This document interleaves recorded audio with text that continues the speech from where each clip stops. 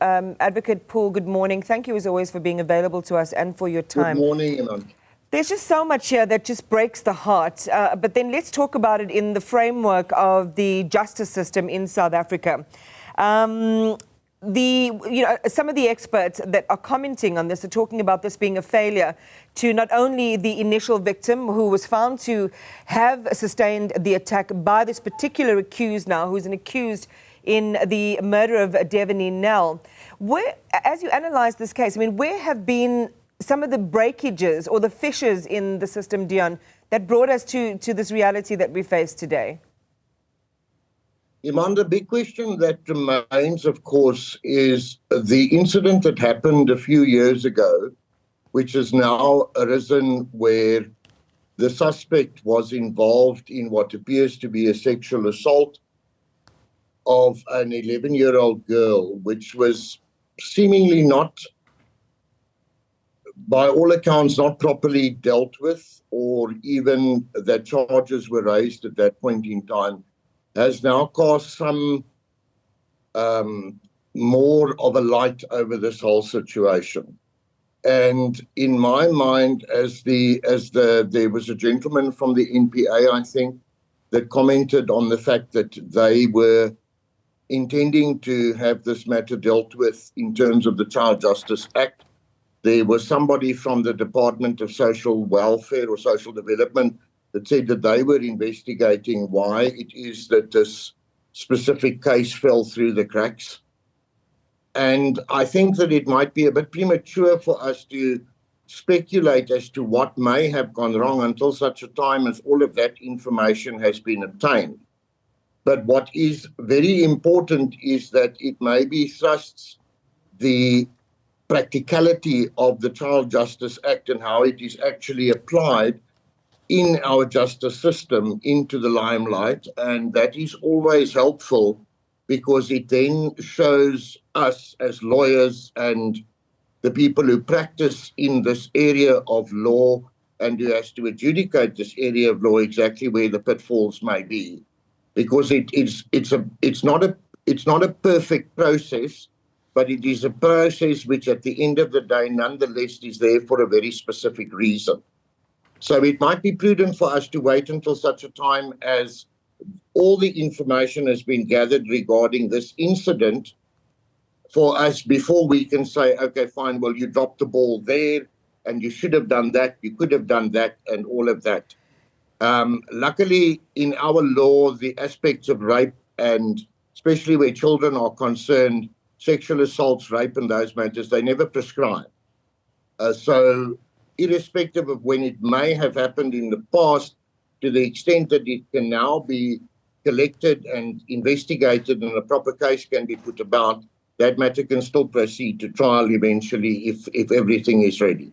And that prescribed relates to, whether the statute of limitations, for example, the way that we refer to it in US law, runs out. You're saying it's always evergreen. One can bring it, to court at any point in time. I want to go back just to that initial thing, because I think that you provided some really important observations on that case. So we heard from, our guest a little bit earlier on, who was certain in the assertion that this crime, the initial crime in 2020, had been committed. What you're offering is that there was no sort of final resolution in the court as to those charges and as to what the consequences of those charges might be. Of course, there was psychiatric appraisals done of the accused, found that he didn't have the criminal capacity at the time of the attack, and therefore that was the reason that he didn't face trial. But what you're suggesting, and just confirm to me if this is the case, that we can't say that he was found culpable in that initial matter, even at this stage? Well, we have to go and investigate that, because if you consider at this point in time he's 17, this incident happened in 2020. The complainant, as I have it, was 11 years old, yes. The victim. So if he's 17 now, then with my limited measure of calculation, he would have been 13. I'm not an accountant, he would have been 13. He's presumed to have criminal capacity, not the other way, presumed to have it. So the fact that he may not have been found not to have criminal capacity, that specific decision needs to be, to a certain extent, interrogated so that the person can understand on what basis the court or whoever did the assessment at that point in time. I would assume that if he was arrested and charged, that he would have been dealt with in terms of the provisions of the Child Justice Act. So either a court or a social worker would have had to have investigated in terms of the law into his criminal capacity and then decided, well, he doesn't understand the difference between right and wrong, nor was he able to act in appreciation thereof. Or he does understand the difference between right and wrong, but he did not know how to act in appreciation thereof. Yeah. So whoever did that report and made that finding, that should be interrogated. We'll talk about the future of this case in just a moment. Advocate Deon Pool, stay with me. Thank you very much for being with us. And this is an important conversation because we must at all points ensure that we do justice on all counts, that we correctly describe, that we correctly identify where some of the issues are, and we don't prejudge both previous matters and matters that are currently before the court. So we'll pick up that conversation with Advocate Deon Pool in just a moment. And then thereafter, we will shift our focus to the Senzo Mayiwa murder trial. Do stay with us.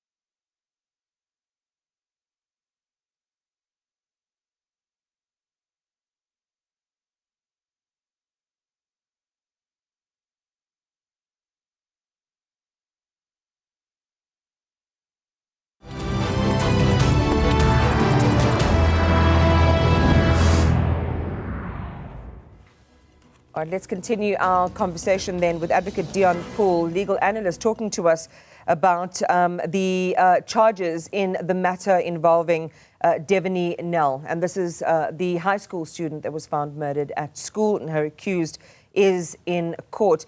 Deon, okay, so that matter then had been taken off the roll. And there are lots of questions, as you say. We need to get to the bottom of why and what were some of the motivating factors. But how important or is it related at all? Any details from that initial matter in this particular case that's before the Caledon Magistrate's Court? Well, to the extent that it would create a propensity, or at least it would create an inference that the suspect at this point in time, although he's an accused now, that the accused at this point in time has a propensity to commit crime, not violent crime or any kind of crime, which would be a determining factor in respect of whether he is to be tried as an adult or a minor. I just have to interject with that, is that I noticed that the NPA have actually made the comment that they are proceeding along the lines of the Child Justice Act, which in essence means that they have decided, that's the impression that is created, I don't know if it is correct, but that they have decided in terms of the act that that he will be tried as a juvenile and not as an adult over the age of 18. So whether the incident in 2020 has a bearing then now any further in respect of what is currently before the court, the proceedings that are currently before the court, will most probably have no real impact, depending on what the nature of those proceedings were, because that is still under investigation. That is still being figured out what's going on there. For the present purposes, by all accounts, the National Prosecuting Authority, as is their right in terms of the Act, have taken a position that this gentleman needs to be tried as a minor. And for that purpose, my view would be is that irrespective of what the outcome may be of the 2020 incident, let's say, for instance, that a decision is made that he was able to understand what he was doing, and that he ought to have been prosecuted and so forth. He will be prosecuted as a juvenile because that he was, but prosecuted nonetheless. I do not think that that will have a bearing on the present matter before the court. As far as the bail issue is concerned, if he remains under the purview of the Child Justice Act, then bail is determined in terms of the legislation. I understand that the community is up in arms in respect of him not being granted bail. It is not a bail issue that is dealt with in terms of the Criminal Procedure Act per se.